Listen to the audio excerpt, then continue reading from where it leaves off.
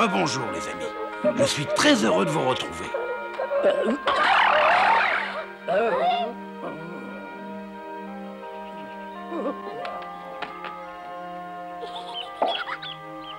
C'est ici, dans ce havre de paix, que les gnomes ont choisi d'habiter. Ces minuscules créatures vivent en parfaite harmonie avec les animaux de la forêt. Et comme eux, les gnomes respectent avec soin les lois de la nature. Aujourd'hui, nous allons faire connaissance d'un gnome heureux. Permettez-moi de vous présenter le juge Klaus.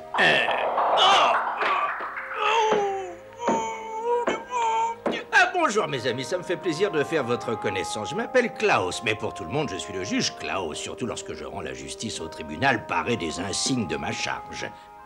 C'est ici, dans la salle des audiences, que je dois résoudre les problèmes de toute nature que l'on me soumet. Ils sont nombreux et croyez-moi souvent fort compliqués. Je peux avoir à effectuer de longs voyages pour les besoins de mes différentes enquêtes. Je suis amené à juger les cas les plus divers, mais ça, je vous l'ai déjà dit. Il arrive que des animaux se plaignent ou bien qu'à la suite d'un malentendu, deux grands amis en viennent à se haïr. J'arrête là mon énumération pour ne pas vous ennuyer. Entre gnomes, il n'y a pas de conflit, bien que chacun ait sa propre opinion. Ça suffit Danny! J'étais tellement occupé à vous raconter ma vie que j'avais oublié de vous dire que j'avais un adjoint. Je vous présente donc Danny. J'aimerais bien connaître le nom de l'intellectuel qui a mis ce banc dans l'allée. Voyons, laisse-moi réfléchir. Là,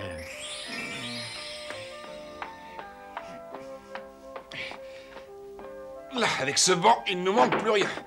Il est drôlement lourd, mais je l'ai apporté parce que je sens qu'il va y avoir foule à notre audience de demain. Et nous n'aurons pas assez de sièges. Si vous vous prenez les pieds dedans, ne venez pas me dire que c'est ma faute. Vous avez vu où je l'ai mis? Vous êtes prévenus.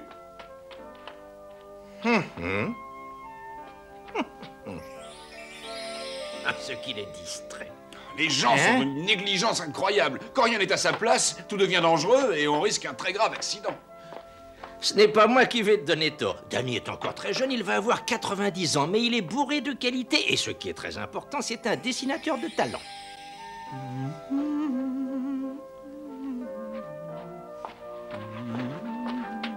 Alors, vous aimez? Tu sais que cette esquisse me rappelle quelque chose. Oh. Ah oui! C'est également un excellent danseur. La jeune fille que vous voyez là est très séduisante. Mais il est très amoureux de Bruna, à laquelle il est fiancé. Tu sais, je suis très heureux. Cette nuit de printemps est tout à fait idyllique. La lune aux rayons argentés se reflète dans le miroir des eaux dormantes du lac. C'est aussi un superbe athlète. Il a une musculature. Et puis il est bon, il est généreux. Enfin, je l'aime beaucoup.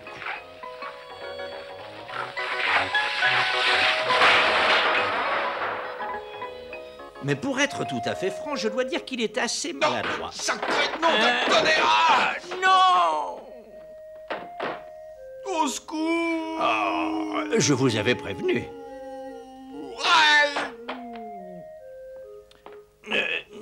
Ce livre me rappelle la naissance d'une belle amitié avec Henri le Cygne. C'était il y a 5 ou 6 ans. J'écrivais les dernières pages de ce livre tranquillement lorsque tout à coup... Klaus! Klaus, vite! Klaus! Mais qu'est-ce qui se passe, les enfants? Oh, viens voir! Comment ça, viens voir? Ça t'ennuierait de me dire ce qui se passe? Mais c'est que je peux pas l'expliquer. Tu devrais te dépêcher. Oh oui, Johnny a raison. Oh, allons-y. J'espère que ça vaut le déplacement.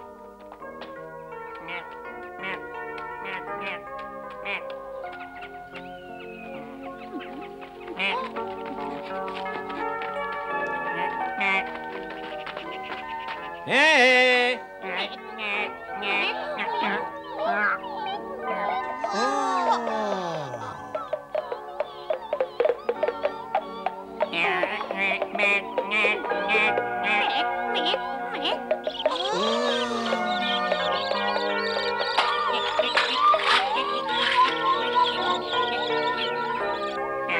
Nous sommes arrivés juste à temps pour assister à ce merveilleux spectacle. Regardez, il y en a un qui est pas encore sorti.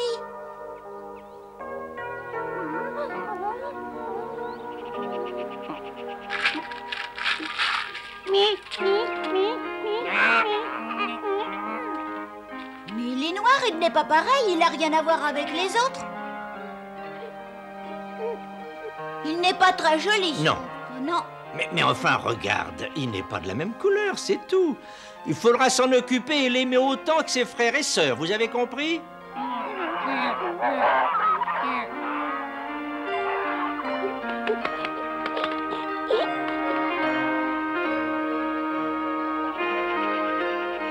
Dis-moi, pourquoi est-ce que tu les as trompés? Beto a raison, pourquoi tu leur as dit qu'il était aussi joli que les autres? En réalité, il est affreux, le pauvre. Alors, vous n'êtes pas d'accord.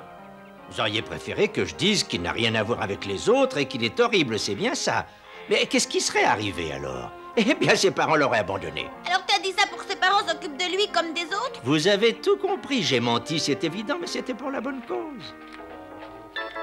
C'est parfait. La parole est maintenant à l'avocat de la défense, à qui je demanderai d'être aussi bref et concis que possible.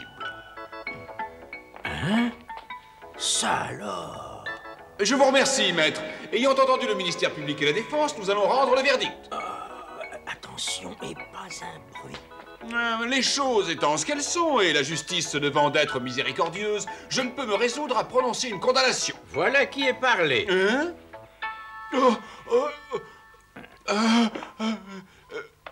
Je suis vraiment tout à fait confus. Mais de quoi, grand Dieu, tu as bien agi? C'est vrai, vous le pensez, hein? Mais je t'assure, tu fais un juge tout à fait respectable et compétent, surtout lorsque tu lèves le doigt, comme ceci. Alors vous pensez vraiment que ça fait sérieux? Ah, ça c'est chouette. Merci, Klaus. J'aimerais mieux que tu ne me remercies pas, car je plaisantais comme tu n'as pas manqué de le remarquer. Mais dis-moi, mais qui es-tu, toi? Mais c'est vrai, où ai-je la tête? D'autant que mon père m'a donné une lettre de recommandation pour vous. Une recommandation de ton père? Mais qui est ton père? Antonio de Trulli, l'architecte. C'est votre ami d'enfance. Ainsi, tu es le fils de mon vieil ami Antonio. Oui, ton père me dit que tu souhaites devenir juge, toi aussi, et il t'envoie en stage pour que je t'apprenne ce métier. Ben, pourquoi pas? Je n'y vois aucun inconvénient.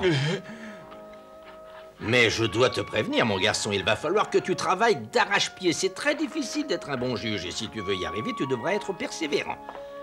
Oh! Ça vous plaît? C'est moi habillé en juge. Ah oui, c'est très ressemblant. Tu es un vrai artiste, Danny. Ce n'est pas facile de faire un autoportrait. Ah, merci. Écoute, puisque ton père me le demande, et comme j'ai l'impression que cela t'intéresse de devenir juge, je veux te faire une proposition susceptible de te motiver. Accepterais-tu de devenir mon brillant adjoint? Un brillant adjoint, ça oui! Bravo, bravo, Danny! Danny! Danny! Danny! Danny! Danny! Danny! Vive Danny! Oh, regarde ce pauvre petit canard. Ses frères le méprisent et le tiennent à l'écart. Ça me fait de la peine qu'il soit toujours seul.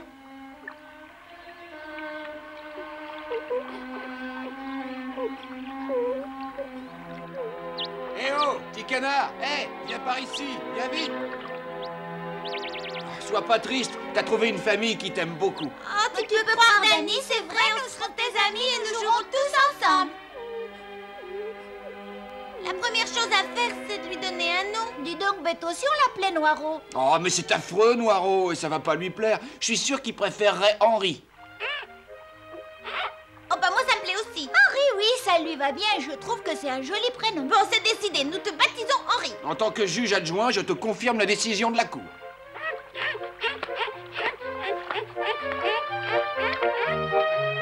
1, 2, 3, 4, 5, 6, 7, 8, 9, 10. Ça y est, cachez-vous bien.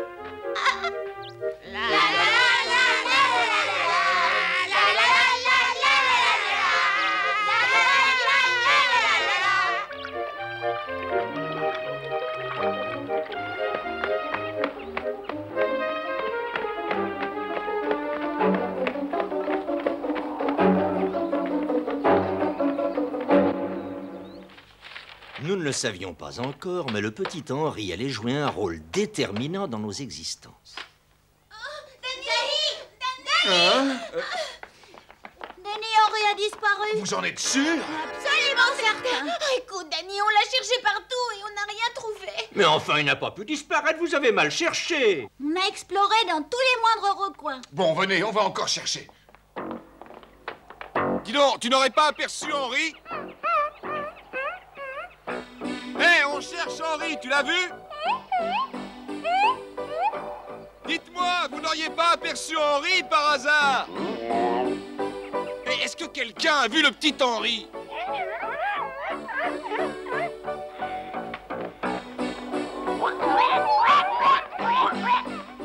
Toujours pas de nouvelles d'Henri? Il n'est pas revenu vous voir? Il doit bien être quelque part, il n'a pas disparu. Pauvre Henri, où il peut être? Non, mais il ne faut rien dramatiser. On va sûrement le voir réapparaître. Henri, où es-tu? Reviens vite, on est tous très inquiets. Mais on n'a pas retrouvé Henri. On est resté sans la moindre nouvelle de lui pendant des semaines et des semaines.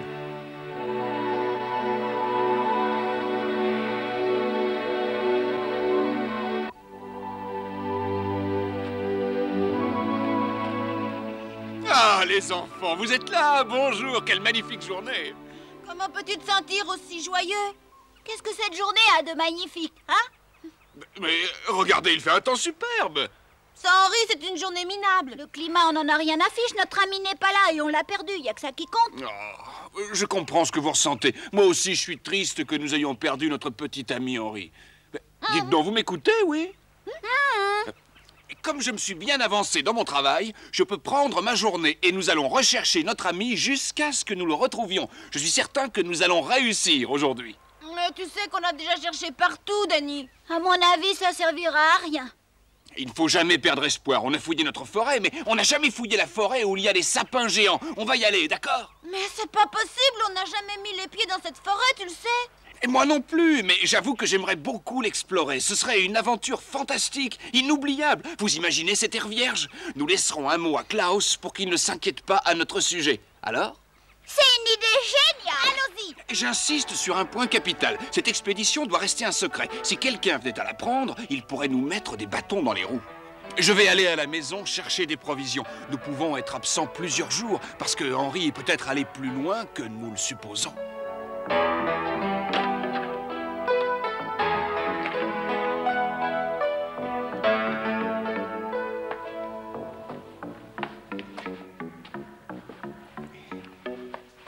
Tiens, Danny, c'est toi?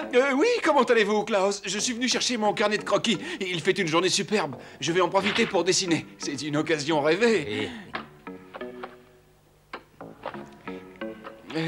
Au revoir, Klaus. À tout à l'heure, Danny.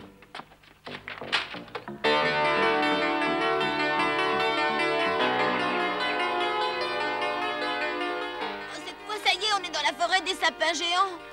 Et j'ai un peu peur. Et si on se perd? Ne vous inquiétez surtout pas pour ça. J'y ai pensé, figurez-vous. Et j'ai apporté des morceaux de sucre de fraise. Vous voyez? Avec ça, on ne risque rien. Et nous retrouverions le chemin de la maison si nous nous perdions.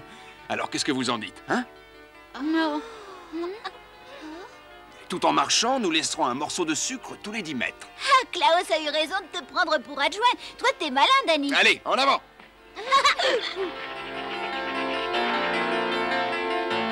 Ce garçon est un authentique crétin. Il a une tête qui ne lui sert qu'à porter un chapeau.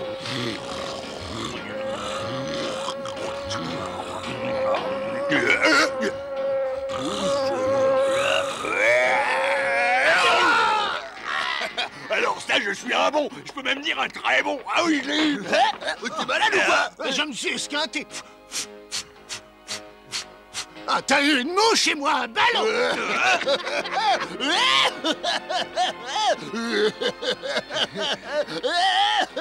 En tout cas, ça sent plutôt mauvais.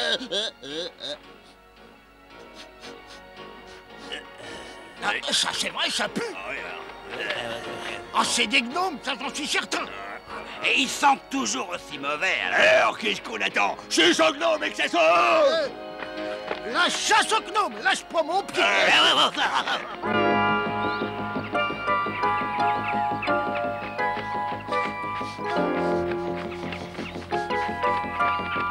Ceux-là, faut surtout pas les louper. T'as remarqué, ils sont trois, on en a un chacun. Avec le mien, je crois que je jouerai au ballon. Et vous avez remarqué, ils laissent des morceaux de sucre derrière eux. Je me demande bien pourquoi. Ah, ben des fois que le sucre, ça pousserait. C'est possible, non? Rien n'affiche, sauf si ça doit adoucir notre chasse. Ah, tu crois vraiment qu'on peut planter du sucre au lait? Mais on peut pas planter du sucre, tête de mule. Ils font ça pour retrouver le chemin du retour et pour éviter de se perdre. C'est pas idiot. Avec moi, ils vont faire un grand voyage. Ce sucre à la fraise, c'est pas mauvais, hein.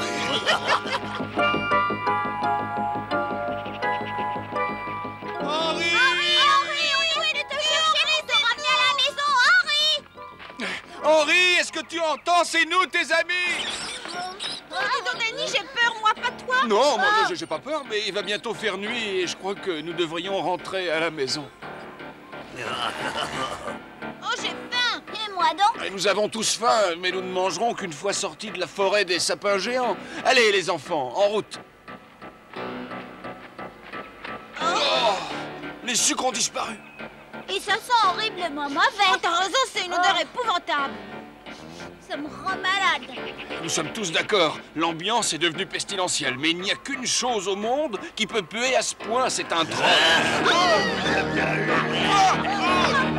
Lâche-moi, gros dégoûtant! T'as vu s'il est mignon, le mien? Ah bah comme ça, on a chacun le sien, c'est chouette. Bon, qu'est-ce qu'on fait? À quoi on va jouer? On pourrait dire que ce sont des balles et on jouerait à la balle au mur sur un très gros arbre. Au fait, vos sucres étaient délicieux, je vous remercie. Regarde. Écoutez, faites de moi ce que vous voudrez, mais laissez partir les petits, soyez chiens. Tu rigoles, nous on adore les mots. En fait, c'est ce que nous préférons. C'est décidé, on joue à Gnome en l'air. Moi, j'adore. Oui, moi aussi. Et le premier qui laisse tomber son gnome par terre reçoit un gage, c'est ça. Vous y êtes? Parez!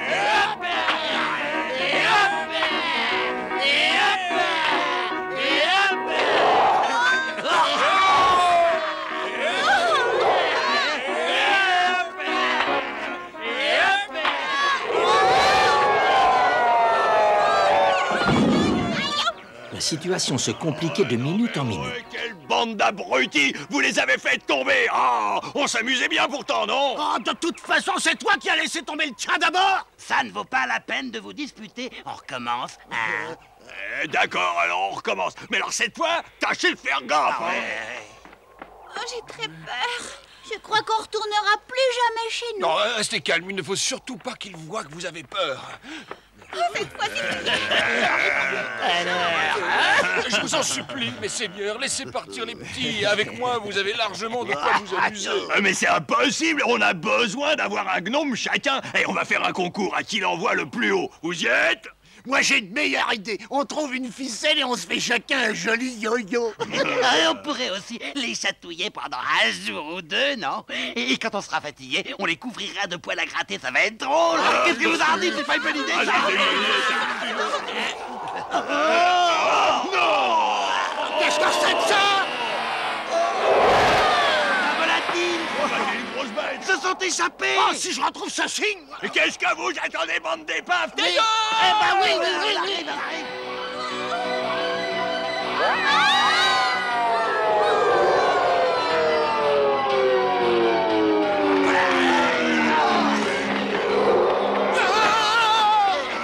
Surtout, tiens bon, Popé, ne lâche pas le signe, on va le manger. T'en fais pas, mon gros, on a le signe en prime.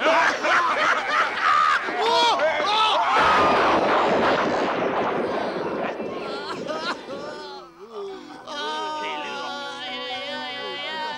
On a eu de la chance, hein? ça tu l'as dit. Ce signe a été très chic. Oh, mais c'est notre ami Henri. Maintenant que tu es tout blanc, on te reconnaît pas.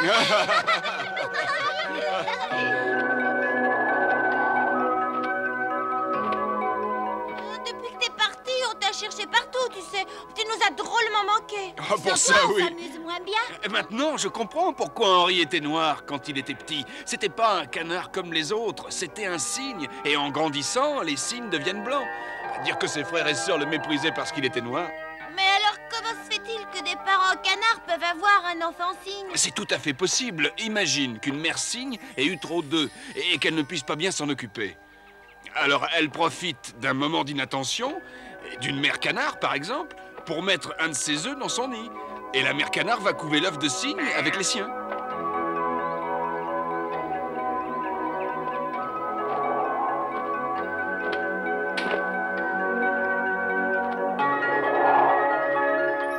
Ça n'explique pas pourquoi il est né noir. Et quand ils naissent, tous les cygnes sont noirs. Et en grandissant, ils deviennent tout blancs. Et c'est pour ça que lorsqu'il a constaté que ses plumes changeaient de couleur, il a compris et il est parti à la recherche de sa vraie famille.